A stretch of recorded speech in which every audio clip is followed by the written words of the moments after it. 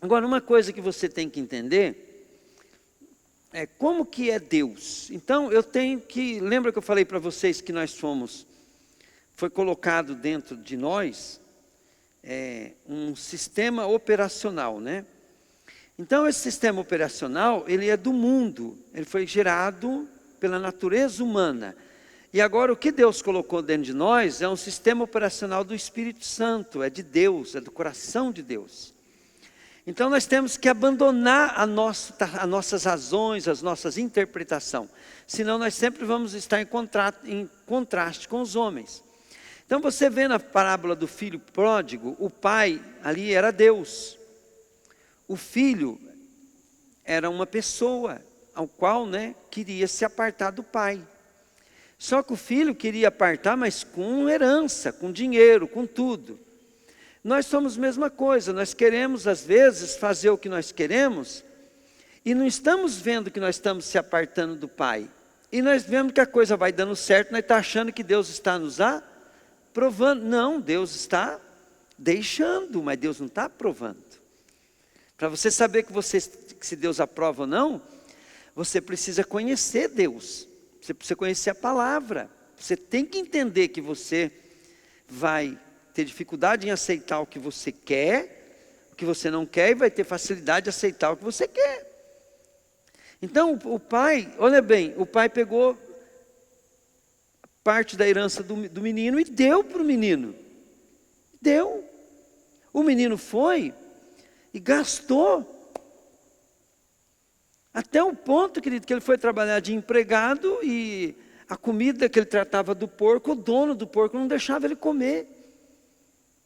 Ele falou, na casa do meu pai até os empregados comem do bom e do melhor. Eu vou voltar. E o pai? O pai deixou. Então, esse é um modo de amar. Então, é assim que nós temos que amar as pessoas. Entendeu? Nossos filhos, nossos netos, nossos pais. Eles vêm. Eles querem, às vezes, até nos prejudicar. Mas eles não acham que está prejudicando. Eles não sabem. Eles é igual ao filho pródigo. Eles estão na ignorância. E vem, ou às vezes você está fazendo isso, você não sabe, você está na ignorância. Às vezes você está fazendo isso, com teu pastor, com teu patrão, com teu pai, com tua mãe, com teus irmãos da igreja. Às vezes você está sendo filho pródigo. Mas você não está fazendo de maldade, você está fazendo porque você está... E daí o que acontece? O irmão mais maduro, o irmão mais velho, ele tem que saber que aquela pessoa não sabe o que está fazendo. E tem que fazer igual o pai do filho pródigo. Tentar falar, dar conselho, se ele quiser ouvir, se ele não quiser, deixa. O dia que ele vai chegar numa situação que ele fala assim, peraí, mas quando eu andava com o Juba era diferente, agora eu estou andando com o cara aqui, olha onde eu cheguei. Então aí a pessoa ela volta para você, e você não pode guardar mágoa, de repente uma pessoa que te deu cano, prejuízo, te machucou, mas ela voltou para você. Talvez é um amigo, talvez é um filho, talvez é um... Agora, se você ficar indo lá, aí está pior para você, volta para mim, aí está pior, volta para mim. Você não vai deixar ela aprender a lição, você não vai deixar ela acordar. E Deus vai usar a circunstância para ela acordar. A melhor lição que tem é deixar. E outra coisa que Deus quer que nós deixamos, por quê? Porque Deus, Ele não pode mudar por causa do pecador. Você está entendendo? Deus vai mudar por causa do pecador? Você acha que Deus vai se deixar ofender-se por causa do pecador? Se magoar por causa do pecador? Deus vai mudar seus projetos, seus planos por causa do pecador? Então Deus ensina uma coisa na parábola do filho pródigo, Cuida da tua vida. Entende? Cuida da tua vida e cuidando da tua vida, as pessoas que vão estar em volta de você, elas vão aprender. A natureza do homem, ela foi projetada, O homem tem a sua maneira de ver, de interpretar as coisas, Nós sabemos hoje que através da educação de uma criança, até tantos anos, isso já é determinado. Depois o que passa daquilo, a pessoa vai recebendo informações e tal, e nós vamos... E não tem jeito de mudar isso. Mas Jesus falou que é para nós morrer para o mundo e renascer para Deus. Agora, quando nós morremos para o mundo, nós temos duas naturezas, que nós temos que ficar matando ela de dia e de noite. E você vai ter que aprender a separar essas duas naturezas para você saber quem é seu verdadeiro alinhado. E essa velha natureza, a Bíblia chama de carne, enquanto nós estivermos no mundo, ela tem que servir essa nova natureza. Por quê? Porque ela tem habilidade. Diga comigo, ela tem habilidade, falei. Ela tem capacidade, falei. Ela tem poder. Vamos, gente, fala comigo, ela tem poder. Ela tem dons, falei. Tem talento, agilidade. Diga comigo, para ser serva. Entenderam, gente? Então a velha natureza nossa, você não pode desprezar ela, você tem que subjugar ela. Ela é tua escrava. Ela é tua serva. Para que o Espírito de Deus venha fazer o que quiser da tua vida aqui na terra. Então nunca dê uma de bom diante de Deus, porque a justiça do homem é como trapo de imundícia. Você, se achar alguma coisa diante de Deus, a Bíblia fala assim, que a nossa justiça para Deus é como trapo de imundícia. Agora, olha bem, nós, assim, rendido a Deus, obediente a Deus, nós somos pessoas habilidosas, entende? Capaz. Aquilo que Deus colocou em nós, que nós nos formamos errado, agora para ser servo, dá para usar bastante coisa. E muitas coisas não dá para usar, né? Porque são coisas ruins. Então nós vamos sendo reprogramados pela Bíblia para ficar mais capacitado ainda para servir a Deus. Mas você precisa entender que o melhor servo de Deus é aquele que se rende. E tem coisas, né, nessa natureza que eu estou falando que pode servir a Deus, que tem que ser tirada, que tem que parar de dominar, que tem que parar de controlar, tem que parar de te bloquear, tem que parar de travar a tua vida, parar de te amarrar. Quando você reconhece teu erro e confessa, você pode já falar o seguinte: Deus já resolveu esse problema. Agora você tem um processo de consolidar isso. Você não pode voltar para trás, mas já está determinado. E a primeira coisa que você precisa entender é que isso tudo, a maior arma que tem, a base de tudo é o amor. O amor. A Bíblia fala bem claro: quem não ama teu irmão, nunca viu a Deus e não conhece Deus. Porque Deus é amor. E a igreja, ela é o maior problema, por quê? Porque ela é a família de Deus. Hoje, não é meus filhos que são minha família primeira. Para Deus, meus filhos primeiro é a igreja. A igreja. Eu, como homem, como uma pessoa natural, juridicamente falando, a minha família é a minha família de sangue. Mas a minha família verdadeira e eterna é a igreja. Na hora que nós morrer daqui, eu vou encontrar com meus irmãos. Se o meu irmão da carne estiver lá, ele é mais um, não tem diferença nenhuma de todos os japonês, africano, chinês, que estiver lá no céu, não vai ter diferença nenhuma. Pegaram? E quando nós estamos aqui reunidos como igreja, é aqui que Deus vai consertar nós primeiro. Por quê? Porque lá no mundo a regra é outra. As pessoas que estão lá, elas estão com ideias diferentes, coisa diferente e tal. Então lá o mundo é um mar da pesca. Eu vou lá pescar almas para Jesus, para trazer para o aquário. Então, por isso que a Bíblia fala bem claro: quando você vai fazer as coisas, faz primeiro para os irmãos da igreja. Primeiro para os irmãos da igreja. Vai ajudar? Tem que ajudar primeiro a igreja. Primeiro você tem que ver a turma da igreja. Aí se sobrar, se tiver tempo, é que você vai ajudar os outros no mundo. Isso por quê? Porque a igreja, ela é a nossa verdadeira família, ela é o corpo de Cristo, ela é Jesus na terra, ela é a obra de Deus na terra, ela é o povo que Deus vai arrebatar. Entende? Quem é os nossos parentes na igreja? Então, por exemplo, uma pessoa que Deus levantou ela com mais experiência, ela é nosso pai. Aquele irmão mais experiente, ele é o irmão mais velho nosso. Né? Então, eles são as pessoas que a gente vai constituindo como liderança nossa. A nossa liderança são as pessoas mais experientes. As pessoas que, pode ver que lá no povo judeu, o líder, ele era escolhido pelo estilo de vida que ele levou. E todo líder não podia ser jovem. Por quê? Porque ele tinha que ter uma história. Jovem podia fazer coisas, assim mesmo é só depois de 30 anos. Depois de 30 anos, o jovem podia ter cargos para fazer coisas, ser profissional. Mas para ser líder, tinha que ter média de 60 anos de idade. E o que ia determinar a liderança dele era a história da vida dele. Ele ia ser escolhido pela história. Não é pelo voto de lá, vota em mim. Né? Não é assim não. O líder, ele era escolhido pela história dele.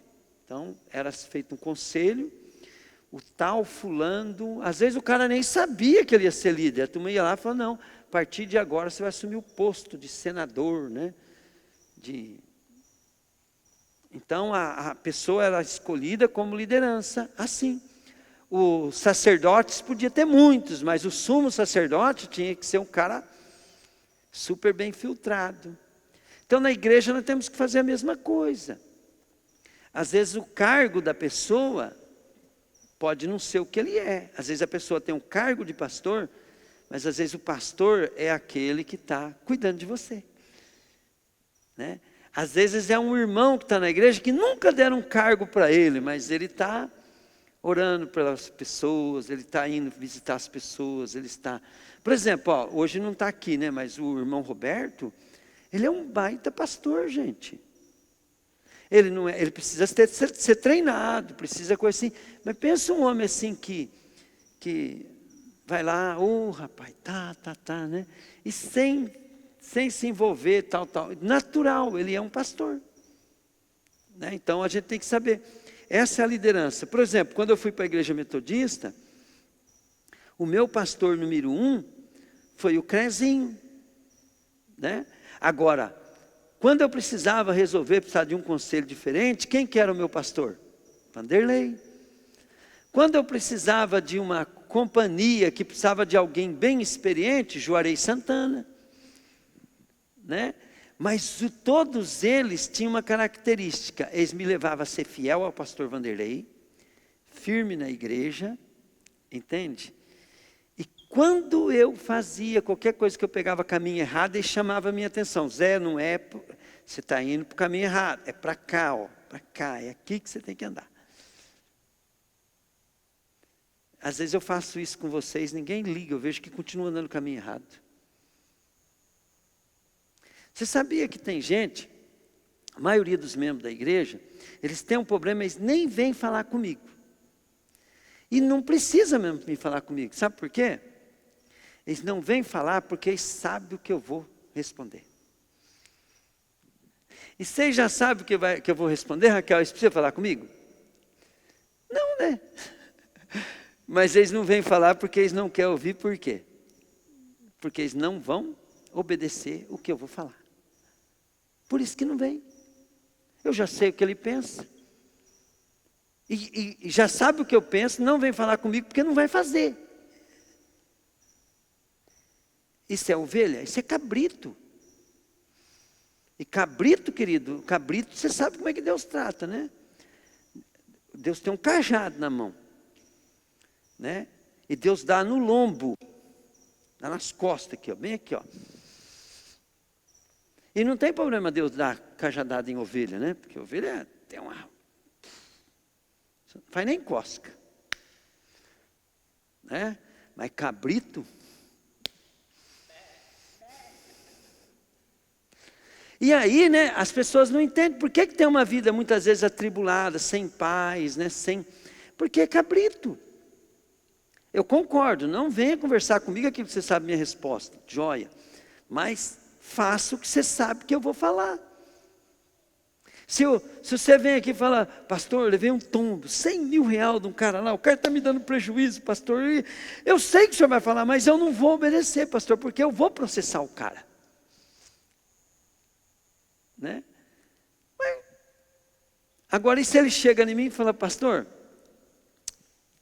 o cara me deu um prejuízo de 100 mil reais, eu tentei receber tudo, não deu.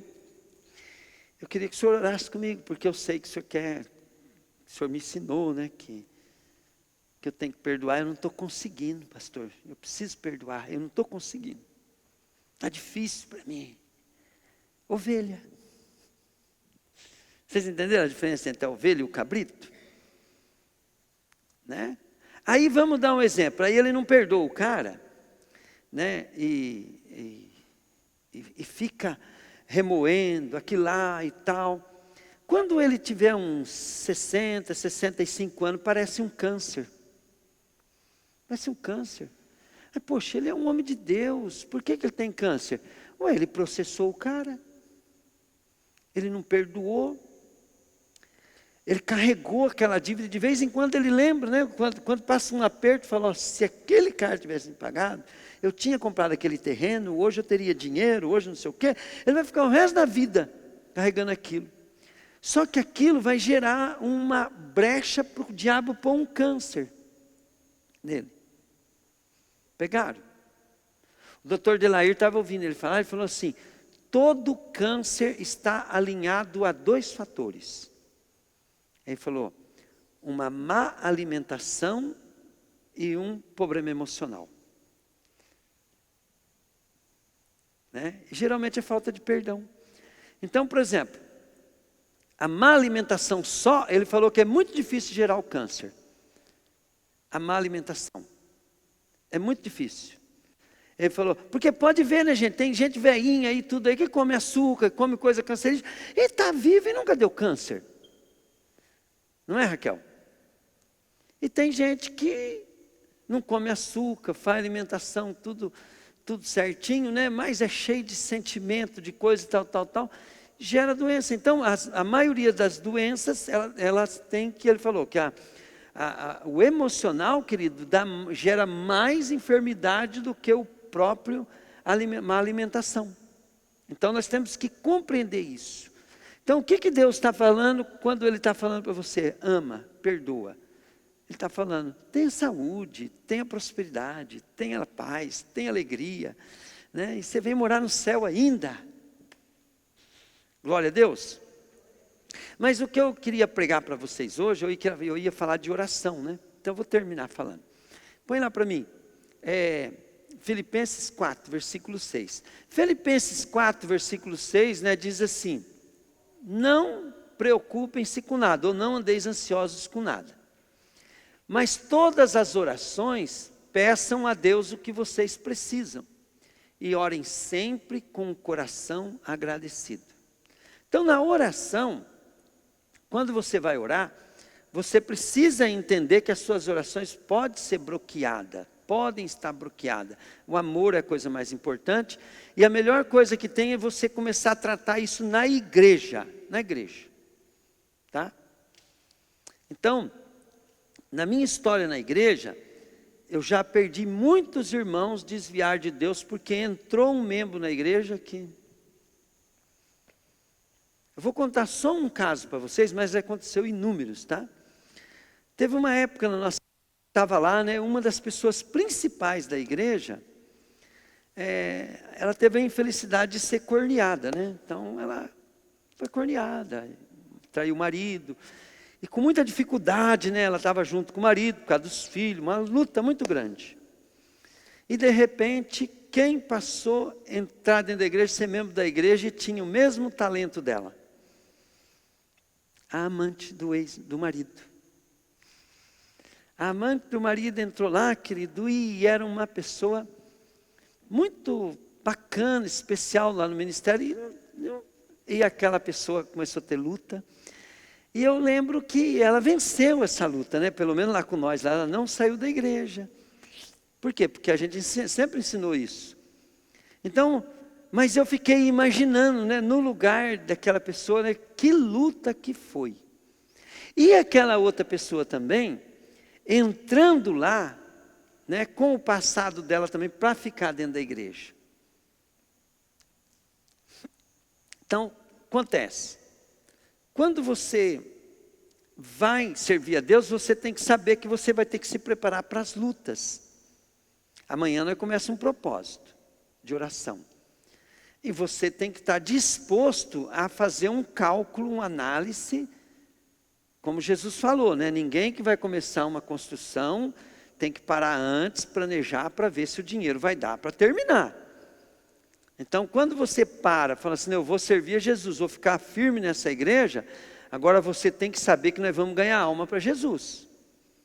Amanhã eu posso trazer a pedra do seu sapato aqui. E você vai ter que ajudar o pastor. Então eu trago, vamos supor assim, né, que eu não sei quem que é o maior inimigo político do Juba. Vou pegar o Juba aqui agora como. E o Juba, se aquele cara vir aqui, vai dar problema, né? Aí, mas justamente aquele cara entra aqui, vem assistir um culto e gosta. Aí ele vê o Juba vê ele. Os dois vão querer ir embora da igreja. Né? Mas o Juba pode falar assim, rapaz, eu vou desbloquear a minha vida com Deus, é agora. E na hora que se aquele for o maior inimigo do Juba, aquele for o maior inimigo do coração do Juba, e o Juba for lá, rapaz, que bom você vir aqui, vamos ser amigos daqui para frente, eu vou respeitar a tua posição política, você respeita a minha, mas nós vamos fazer de tudo para nós ser amigos em Cristo, nós vamos buscar Jesus, porque nós vamos morar no céu junto. Aí o Juba faz isso, sabe o que acontece com todos os outros inimigos menores do Juba? Passa a não ter mais problema, porque se o Juba venceu o maior, o menor é moleza. É igual a mulher do vestido de bolinha, né? Que o marido falou para ela, se Deus mudou uma jararaca igual você, vai ser moleza, né? Então vai ser mais ou menos assim. Então nós precisamos entender essa questão. Por quê? Porque senão o Juba vai vir fazer esse trabalho aqui. Já pensou, Juba, você ficar o ano inteiro vindo aqui 5 horas da madrugada, e aquele cara, né, que Deus te deu oportunidade, não está travando a tua vida? Né? A Mônica pode ser a pior mulher do mundo, mas o Juba tem que amar ela de todo o coração. Por quê? Porque as orações dele, às 5 da manhã aqui, vai ser tudo impedido por causa da Mônica. Vocês estão entendendo? Então, não é por causa, a mesma coisa a Mônica com o Juba, né? Então, não é a mesma coisa eu com a Rose. A Rose dormir de cara virada comigo, que nada, ela tem que olhar, dar um sorrisinho, fazer um esforcinho, para nossas orações serem atendidas. Disso depende a minha prosperidade. E tem gente que está lutando com armas de homem, né? Tem gente que quer saúde com alimentação, com coisa e tudo, e não se preocupa com o principal, que é o mundo espiritual. Tem gente que está tentando ganhar dinheiro, que nem doido, correndo atrás do dinheiro, achando que Deus vai abençoar ele, mesmo ele dizendo, não, primeiro, querido, o que a Bíblia fala? Primeiro vai e reconcilia com o teu irmão. Depois você vem falar de prosperidade comigo. Ó, então a Bíblia fala assim, não se preocupe com nada, não ande ansioso com nada, não anda dando importância para nada. Mas, você sabe que dinheiro é importante, que saúde é importante. Então, ore a Deus a respeito disso. Peça a Deus. Porque não é importante para não ficar entre você e Deus, para não ser idolatria. Mas é importante para você ter paz, para você ter liberdade, para ficar mais firme com Deus ainda. E peçam e orem sempre com o coração agradecido. O que é? Então, olha bem, se eu pegar e for murmurar com Deus, diga comigo, murmuração trava minha vida. Então, se eu estiver buscando a Deus, porque eu quero ficar contente, eu estou descontente, você já dançou. Você tem que chegar diante de Deus, querido, confessando o teu pecado, pedindo perdão, admitindo, pedindo ajuda a Deus. Depois você conta as suas lutas para Deus e comece a orar pelas suas finanças, pelos seus problemas, pelas suas lutas. E agradeça a Deus. Por quê? Porque aquele povo lá no deserto, e não é eles só, é nós também, murmurava. Você não pode reclamar. Você não pode falar assim, eu vou chegar diante de Deus, vou orar pelo meu casamento. Deus, o Senhor sabe, Deus, que a minha esposa é terrível. Eu entrei numa fria, que desgraça que é meu casamento. Eu não estou feliz, eu não gosto mais da minha esposa, Deus. Gente, travou tua vida. Travou. Você tem olhos maus. E Jesus falou, quem tem olhos maus, quão densas são essas trevas. Né? O seu corpo todo está em trevas. Você murmurou. Deus, está difícil trabalhar lá no meu serviço. Eu chego lá, aquele patrão é chato, eu não estou aguentando mais. Queridos, você está murmurando no coração. Você travou. Quando falar que agradecido é isso. Você tem que falar assim, Deus, esses tempos atrás eu corria atrás de emprego e não achava. Agora eu estou numa prova porque eu preciso ser transformado e eu não estou sabendo usar. Mas muito obrigado, Deus, porque o Senhor me deu essa oportunidade. Obrigado, Deus, porque eu tenho um trabalho que eu posso melhorar a minha vida, tal. Você começa a agradecer. Você está reclamando do mesmo jeito, mas de uma maneira de bons olhos. Pegaram? Você está reclamando de uma maneira que Deus gosta. Por quê? Porque Deus quer que você seja melhor, que você veja as coisas de um modo positivo, que você avance. Agora, se você murmurar de uma maneira crítica e não agradecida, o que vai acontecer? Você vai andar para trás. Porque tudo que você rejeita, que você não gosta, que você despreza, você perde.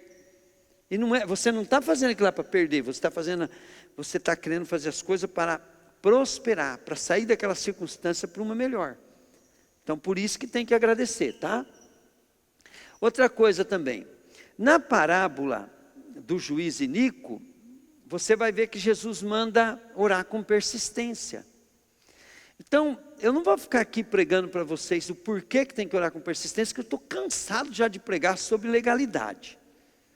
Então, mas nós temos que saber, querido, que se nós não orarmos, Deus não pode fazer nada por nós. Você pode estar fazendo tudo, merecendo, estando pronto, estando tudo.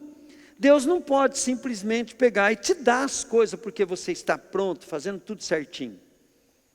Você precisa orar. Orar é como você for lá, querido, e pegar aquilo que Deus tem para você. Entende? Agora você pode orar e não conseguir pegar, por quê? Porque você não está pronto. Aí você vai orar e vai ter que aprender com Deus, ouvir Deus. Né? Tudo que eu peço a Deus, eu tenho um sim, se eu estiver pronto. Pegaram?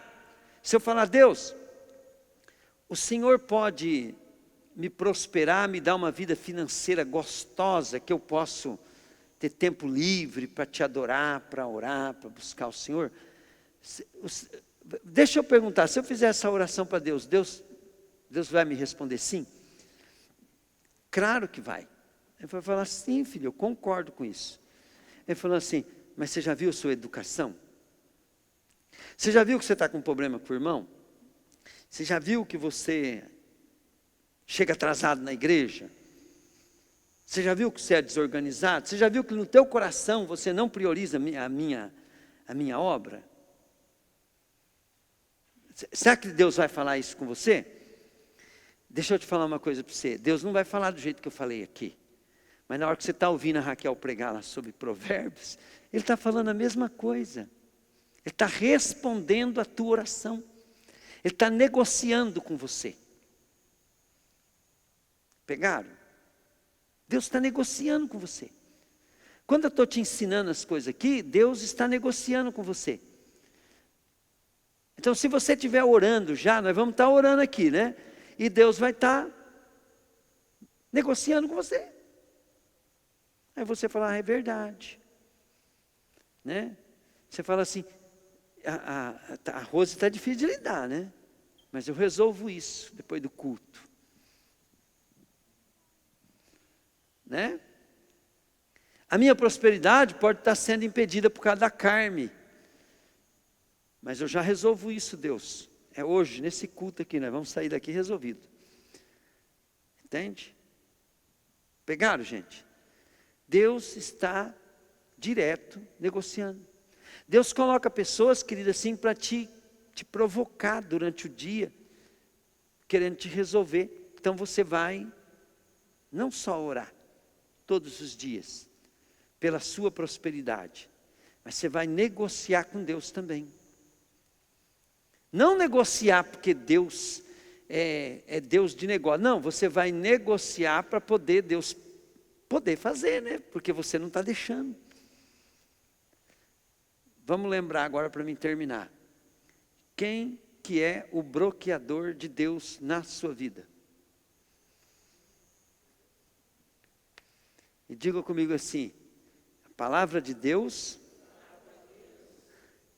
o amor desbloqueia qualquer barreira. Amém? Desata qualquer amarra, te tira de qualquer buraco. Amém, querido? Te leva para lugares que você não pode nem imaginar. E agora olha bem, o que o apóstolo Paulo fala para quem é pessoa que se rende a Deus e que quer amar. Ele fala assim, porque Deus é poderoso para fazer infinitamente mais do que tudo que pedimos ou pensamos, conforme o seu poder que opera em nós. Aleluia? Glória a Deus. Vamos parar, querido, de colocar culpa na igreja, em pessoas e dar desculpa. E vamos falar para Deus, Deus, eu quero aprender. Está pronto. Porque eu não posso. Tudo aquilo que você reclama, você vai ser acusado no dia do julgamento, porque Deus vai falar assim, você só bloqueou o que eu tinha que fazer na tua vida. Amém, querido? E eu sou o principal dos seis, por isso que eu sou o líder, tá? Eu não sou melhor. Eu sou o pior. Mas o pior que resolveu buscar o melhor. Então, eu só posso ser testemunho.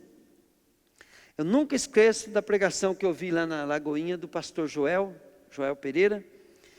O pastor Joel, ele começou a contar a história da igreja dele, e ele comparou a história da igreja dele com a caverna de... como é que chamava a caverna do Davi lá? Adulão, né? É Adulão. Caverna de Adulão, é isso mesmo, né? Não errei não. Caverna de Adulão. Então ele falava assim, né? Que quem se ajuntou a Davi? As piores pessoas. Os aflitos, os oprimidos, os de mau índole, os endividados, os perseguidos, né? Tudo que era ruim foi. Aí, numa reunião lá na caverna, né? Isso aqui é lógico que é um texto nosso, né? Não é da Bíblia. Uma reunião lá na caverna.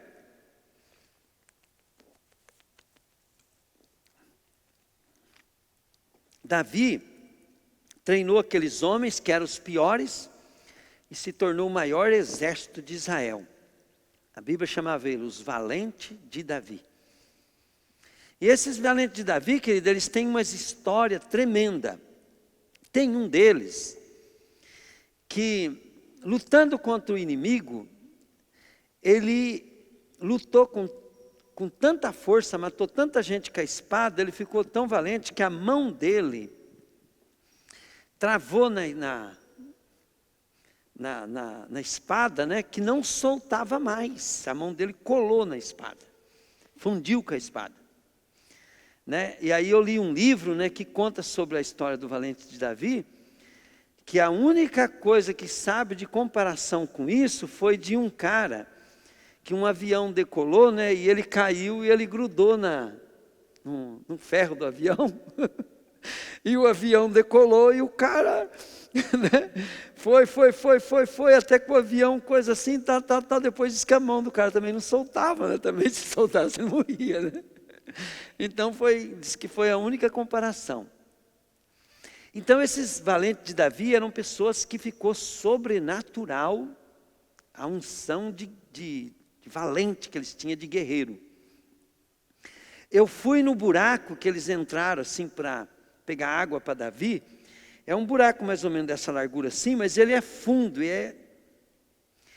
E o cara que estava falando lá, que nessa geração nossa, o exército de Israel traz pessoas do mundo inteiro para eles treinar, para tropa de elite, essas coisas. Não acharam um capaz de descer e subir naquele buraco. E na hora que nós olhamos aquele buraco, nós estávamos com um povo meio doido lá, e muitos de nós manifestou uma unção na hora que nós estávamos olhando aquele buraco.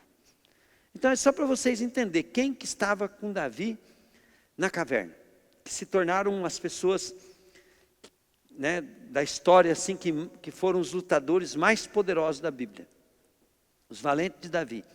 E até tem uma parte na Bíblia lá que vai contando a fama de cada um deles. E esses caras conversando com Davi, e o cara chegou no Davi e falou assim: Davi, eu cometi um crime em tal cidade, e a polícia, né, estão me perseguindo. Ele falou assim: eu entendo tua luta, porque o exército de Israel, liderado pelo próprio rei Saul, está me perseguindo, então eu sei o que é uma pessoa ser perseguida. Né? E o outro vinha, falava de traição, aí ele falava para ele: não, eu sei que é isso, e ele contava as pessoas que traíram ele, né, tudo e tal. Aí vinha outro, falava de desprezo de família, ele contava também como é que os irmãos dele desprezou ele. E Davi não perdia de sofrimento para ninguém. Então, todo mundo que vinha, Davi ganhava. Aí chegou um e falou: Davi, mas o meu caso é mais triste ainda. O que é? Eu casei com a filha de um fazendeiro lá, cara, e você acredita que o cara foi lá, tomou minha esposa e deu para outro, rapaz? E eu sou corno e ainda sou perseguido ainda pelo meu sogro. Ele falou assim: então, e eu que casei com a princesa, filha do rei, né? E ele também... né? Então também sou corno também, né? E Davi, ele era tão corno, querido, que o filho dele armou uma barraca na tenda. Então ele não parou de ser corno, ele continuou ainda, né? Porque armou uma barraca lá e o filho transou em praça pública, fazendo um show, né, de erotismo lá na praça, com todas as concubinas de Davi. E Davi não ficou magoado com o filho dele ainda. Então, para você ser líder, você precisa ser treinado, né? Resultado: quando você quer ser um líder, você tem que saber que você tem que aprender a lidar com as suas lutas, com as suas fraquezas, e Deus vai usar isso para você ser líder. Então, não tenha medo de problema. Vença eles, porque Deus vai colocar você para liderar outros por causa daquilo que você venceu. Glória a Deus. Vocês entenderam?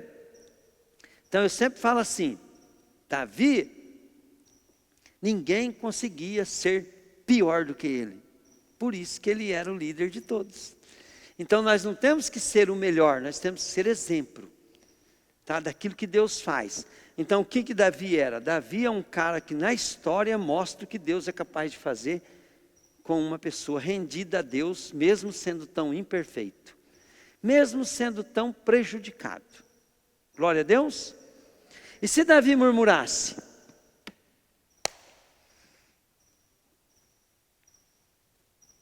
O que seria de Davi?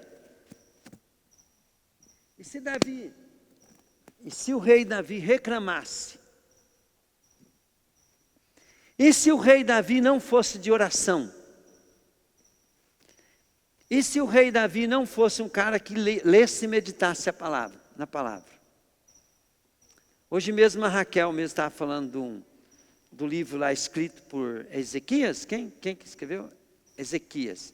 E o rei, ele tinha aquilo como livro de cabeceira. Então, por exemplo, você pega a tua Bíblia, lá o livro de Provérbios, todo dia é livro de cabeceira. Lê uma vez, 2 vezes, 10 vezes, 3 vezes. Automaticamente você vai viver aquilo que está escrito. Se você não tem, né?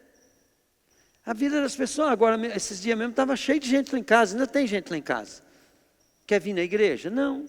Está lendo Bíblia? Não vejo. Está orando? Não estou vendo. Se vir perguntar para mim, o que eu faço? Vai numa igreja, começa a ler Bíblia, viva para Jesus e tal. Mas o meu problema não é esse. Eu falei assim, então, mas vai dar certo? Não. Agora, deixa eu perguntar para você, vai dar certo para você? Você tem mais chance, você veio aqui hoje. Você está lendo Bíblia todo dia? Tem chance. Glória a Deus. Glória a Deus. Então fala assim comigo, Jesus, eu não vou morrer enquanto eu não ver as suas promessas cumpridas na minha vida. Tá bom?